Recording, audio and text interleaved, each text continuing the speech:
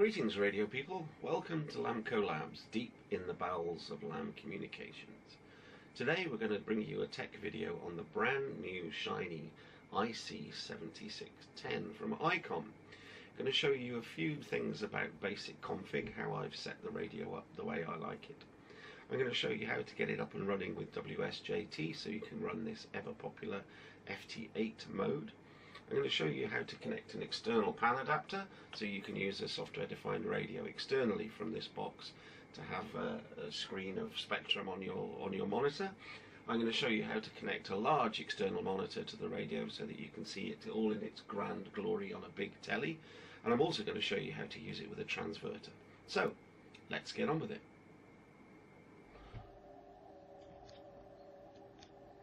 So the first thing I want to do is take you through some of the basic configuration settings that I've changed in my radio. I want you to take note particularly of the way that the waterfall and the spectrum scope look. I've made quite a lot of drastic changes to that because I don't particularly like the way that it comes by default. So first of all, to illustrate this, what I'm going to do is press menu, press set, press others, and then press reset. And I'm going to reset the whole radio back to factory defaults so that I can make sure I go through all of the things that I've changed. So am I sure? Yes, I am.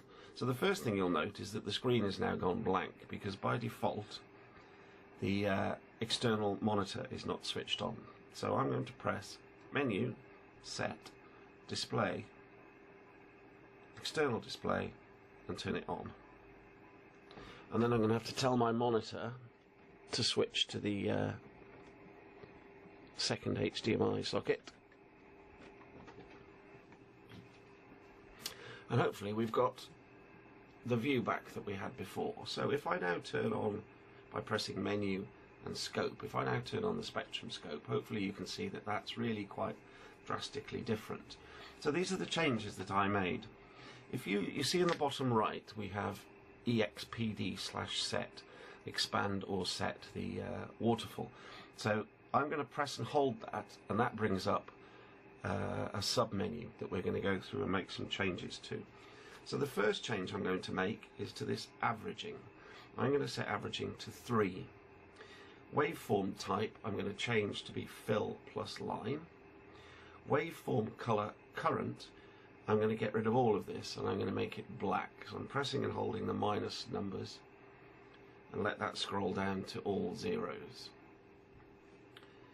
The waveform color line, I want that to be like a oscilloscope green because I happen to like that kind of green. So that's 02550 is the RGB value I've set there. And again, for waveform color max hold, I'm going to put that down to zeros because I don't actually want to see that. So I'm going to make that black. So we go back to there. And then I think everything else is about the same. I don't think I changed anything else. Oh, I did. I changed waterfall peak color level. I changed to grid 8. So this basically sets the intensity of the yellows and the reds on stronger signals. So I've set that back to grid 8. Now hopefully you can see the changes that have happened. I'm going to put the radio back into CW mode and wander down the band a bit.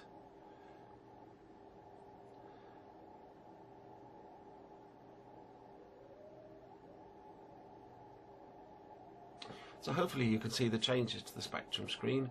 You may or may not like them, but that just happens to be the way that I like to see the spectrum. I don't like to see a lot of noise and mess and holding of the peak values. I just want to see the signals as they're there. So the next thing I want to do, because we're going to use this radio with WSJT and particularly with FT8, if I put the radio into upper sideband mode, which I do by pressing on the CW button and then pressing on the screen or where the mode is, and that brings up the mode selection. So if I select upper sideband, what I want to do is alter the filter widths. So if I press and hold the filter button, which is on the right hand side of the radio, it brings up this sub-menu. I can now select filter 1, 2 or 3, and what I want to do is set the bandwidth for filter 1 to be as wide as possible. So you select filter 1, click on bandwidth and then turn the main tuning dial to stretch that as far as you can. So that's 3.6K width, which will be perfect for FT8. Filter 2 we'll use it, say, at 2.4K, because that's fine for normal SSB, and filter 3 is a little bit narrower. So that's perfectly fine. I think that's okay. So we'll press and hold the filter button and save that for now. The other thing I've changed is if you press menu and then press antenna, you'll see that it comes up with this settings here, which tells you which antenna socket the radio uses by default by band. Now, for me, the only change I want to make here is I want it to use antenna socket 2 for 6 meters. So I select 6 meters, I then press the antenna button on the far left and change that to 2. Now you'll see there's a 2 with a star next to it, and the star means that that hasn't been saved. There's a button labelled antenna, ANTMW, which is memory right. Press and hold that, and the radio has now remembered that every time I select the 6 meter function, we'll use antenna 2. Menu, scope, to get back to where we were.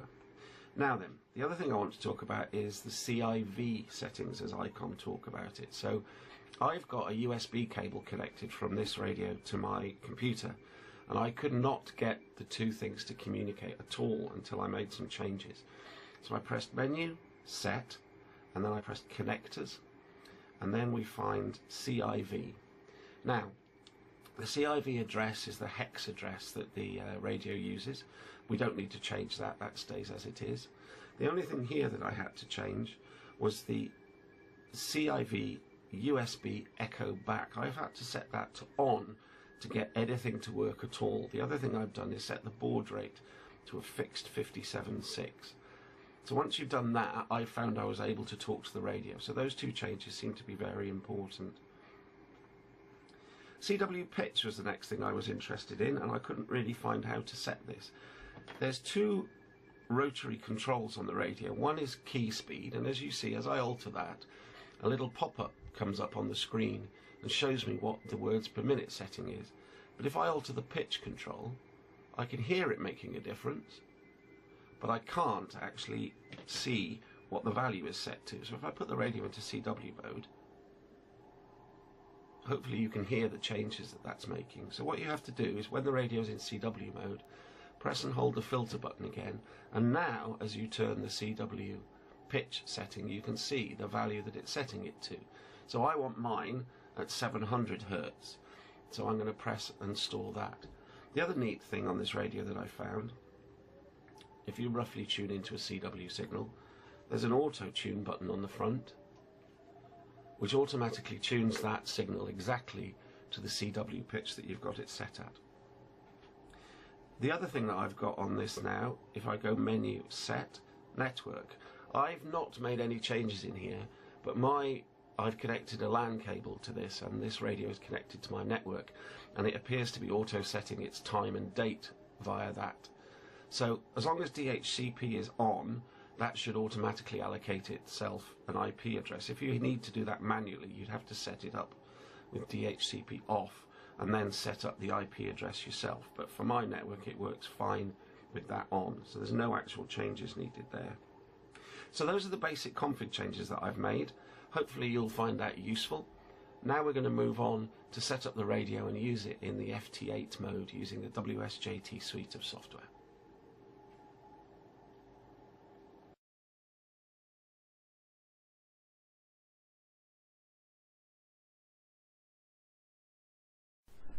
So, what I want to do now is just show you some settings on the computer.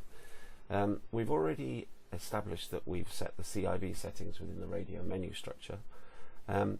You'll find that if you first install the ICOM driver and then connect the radio via the USB cable, you need to be careful to only connect to the USB 1 socket, because there are two on the back of this 7610. You'll end up with two COM ports and one audio device, which has got a recording and a playback device within it. What I want to show you first is the audio devices. So if we start by opening up the sound you can get at this from control panel. I've got an awful lot of audio devices in mind, but something called a USB audio codec, the playback device. So this is the audio from the computer to the radio. I rename all of mine. You can edit the text in here. So I've called this IC-7610 USB audio to radio, and I've got the level set at around 23. On the recording side, there'll be a similar device called USB audio codec. Here it is. I've renamed mine IC-7610 USB audio from radio, because the microphone is the audio coming from the radio to the computer. The levels on this are extremely low. I've set mine down to 4, which is probably almost as low as it'll go and still work, but it's set down to 4. Nothing else changed in here, just the levels after it had installed. Everything else is as default. So what I want to do is show you use WSJT to run a bit of FT8 on this IC-7610.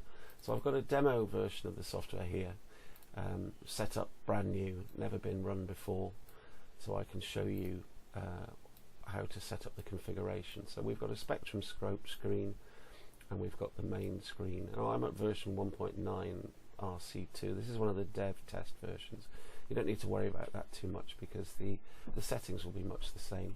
So basically we're going to go to File and Settings. First thing you need to do is stick your call sign in and your grid square. You won't do anything without that. Then you need to go to the radio. Now, the rig, in my version of this software, the IC-7610 should be listed. So there it is there. And I know for a fact that it's on COM 11. He says selecting COM 15. It's COM 11, and we earlier set it to 57.6, didn't we? 8 bits, 1 stop bit, no handshaking. Let's turn that PTT method to CAT. We're going to run the radio in USB mode, and I'm going to run a genuine split. So I'm going to click on rig. If I press test CAT, that's gone green to tell me that that's worked. Test PTT, and the radio's gone into transmit. So this communications is all working perfectly. But what I want to show you is I want to go, if we just go to the DX Labs website, and this is the OmniRig. So this is the piece of software that WSJT uses to communicate between itself and the radio. So what you can do, you can go down and go to the downloads page, and if we go down here and we find OmniRig, you need to install the OmniRig software, but what I'd also recommend you do is download the INI files for OmniRig. And what you'll find is if you open up those INI files, so let me just find this now a second, OmniRig, rig-ini.zip. In here you'll find a definition for just about every radio. These are updated a lot more often than the software. So we need the IC-7610.ini file. Now just to check where the software is running, let me find it in here. OmniRig. So OmniRig itself is running in program files x86 AFEET OmniRig. We can open the file location, and if you then double click on rigs, you'll find that all those rig definition files are in here. So if you haven't got the 7610, simply grab it from this zip file, drop it in here. You'll see mine's already in there, but you can copy that in, and then the next time you start OmniRig, it'll have support for the 7610 straight away. So what we want to do now then is set up the other aspects of the software that we need. So we've done the radio, we've tested the CAT, we know that's working, we've tested the PTT, and we know that that's working. The audio devices, we opened up the sound system earlier and we renamed these audio devices, so we just need to find the 2 appropriate audio devices for the 7610 for the input and output. The other thing I'm going to set up is I'm going to make a few changes here. So I like to see the blank line, I like to see distances in miles, TX messages to RX frequency window, yeah, that's fine. Show DXCC and work before status, I like that too. Double click on call sets TX enable, I want that. Disable TX after sending 73, I want that. And that should be about all we need in here now. So what we need to do now is check the audio settings on the radio. So I'm going to switch back to the other screen setting that I had and just show you how I'm going to set the transmit using this tune function. And before we do that though, we'll just talk about the settings that I've put up on the waterfall up here. So bins per pixel I've set to 2. We're basically displaying from around 300-ish hertz up to around 2002 or 300 hertz. We could go a bit further if we want to. That's what this does. This changes the amount of bandwidth that you see up here. I've set the start at 200 hertz. The averaging I've put down at 2. I've changed my palette to be banana because I particularly like that palette. I've switched off flatten. I've got this at current, and you can see the way I've set up the waterfall gains. That just happens to be the way I personally like the waterfall to be. again, it's personal choice. So we'll flip over to the radio now and do some quick tests using the tune function on transmit. So we're back looking at the big monitor that's connected to the radio now. You can clearly see, using my waterfall settings, hopefully you like them, you can see all the digital signals. So we're monitoring 14.074, which is the FT8 section of the 20 meter band. And you can clearly see all of the digital signals there. But before we're ready to transmit with this radio, we need to make another couple of changes. So I'm going to go press the menu button, press set, and then go connectors, and then we're going to do USB AF/IF output. The first thing I'm going to do is change the output level. I'm going to reduce that fairly drastically down to about 20%. It's not critical. It's absolutely not critical. So then what we're going to do is go to mod input. So this is where the modulation for the radio comes from. So again, I'm going to reduce the level for the modulation input down to, let's start at say 15% or thereabouts. And then data off mod. So this means, where does the modulation come from when the radio is not in a data mode? And what we want to set up here is mic, USB. So I'm going to run my radio in a USB mode, which is data off, and I'm going to use the USB connector as the source of my audio. If you are using the radio in data modes, which you could do, then for data mode 1, you would need to set this to be USB rather than whatever it was before. So there are 3 data modes. So the data mode 1, data mode 2, data mode 3. So you could set one up to be the accessory socket, you could set one up to be USB, and it looks like you can even control the audio over the LAN, which is something I haven't played with yet. But that's the one I want. If you're using the USB cable and you're running the radio in upper sideband, the source of audio needs to be the microphone first, and if not, the USB connector on the back. So that uses the USB codec that we've got set up. So that should be about all we need to worry about now. So what I'm going to do now is I'm going to click on a bit of the waterfall where I can't see anybody else transmitting on the software, and I'm going to click the tune button. So this will basically put the radio in and allow me to set up a carrier.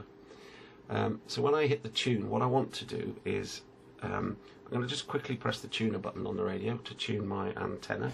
Make sure I'm connected to the right antenna. And then if you press on the meter, you can see that it's cycling through the different meter options. So what I'm interested in this particular instance is ALC. So what I don't want to do is overdrive the radio and create distortion products in digital modes. So if I hit the tune button, you'll see I'm putting out a carrier, but the ALC is at 0. So what we're going to do now is just cycle through again and look at power out. If you press the multi button, let's turn the power down to say 40% or something like that. Let's hit the tune button again and let's see what sort of power output I'm putting. And the answer is somewhere between not very much and 0. So I'm going to go back into my sound card settings on my computer. I'm going to go to the device that we called IC-7610 USB audio to radio. And when I'm going to hit the tune button again, I'm going to fiddle with the level control, the slider control in here, until I get to the point where I've got a sensible level of audio. And of course I've confused myself because the radio's in split. So it's the meter on the right hand side that we're interested in. So let's set that, let's say that's set that to 20 watts. Let's also cycle through now and look at the ALC. And the ALC is at nothing. So I've got a power output of 20 watts, no SWR and no ALC. And that's absolutely perfect for FT8. There's no need at all to include ALC operation in your radio. You can do, it won't cause, low levels of ALC won't cause too much of a problem, but you really don't want to be adding compression products to your transmitted signal. So the radio is now in the perfect setup for running FT8, and I hope you have a whole pile of fun with it because it's a great mode.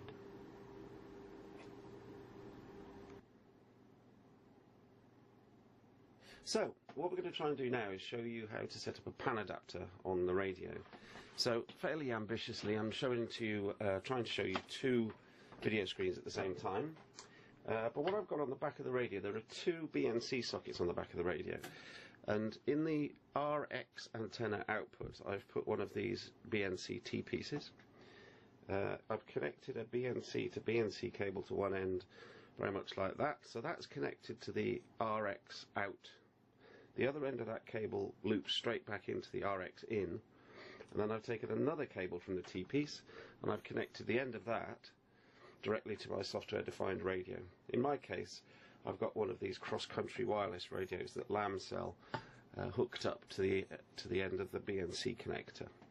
So on the right-hand side, you'll see that we've got the IC-7610 monitor, and on the left-hand side is a piece of software called SDR Console. This is one of the many SDR applications, and it happens to be my favourite. So there's a piece of configuration in here called external radio, and what we can do there is set up the external radio. It uses OmniRig that I showed you earlier.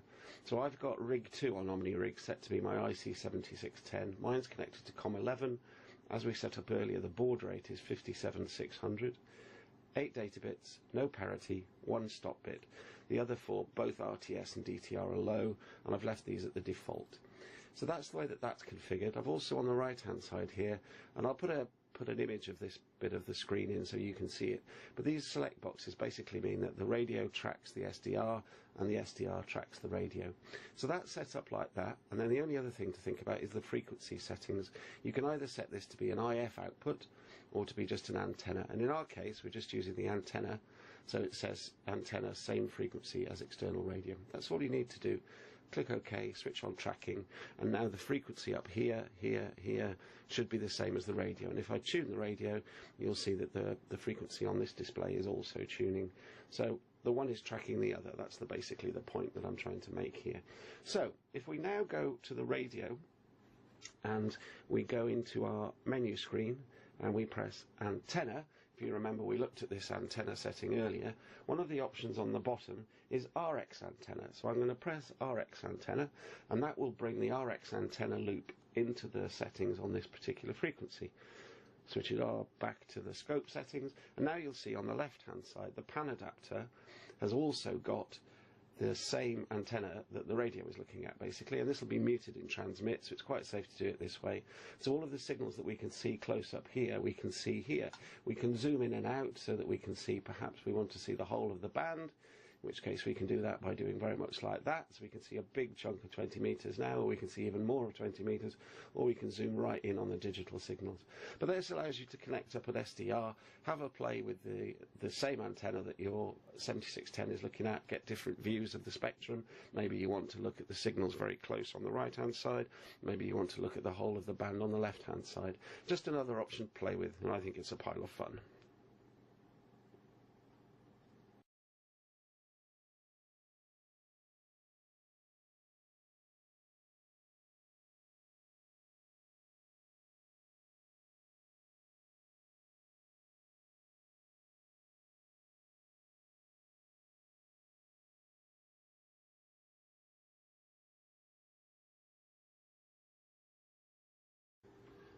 So, the last thing I wanted to show you was how to use this radio with a transverter.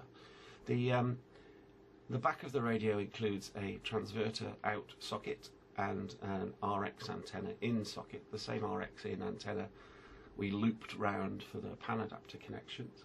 So you'd connect the TX input of your transceiver to the transceiver output socket on the radio, and the RX output of the transceiver to the RX in on the radio. Now I've used a spectrum analyzer on the output of the transceiver drive socket, and when you've got the radio in transceiver mode and you alter the power setting here, that's altering the output from around -7 dBm at its highest to -23 dBm at its lowest. So it does appear that you can control the output level of the transverter socket.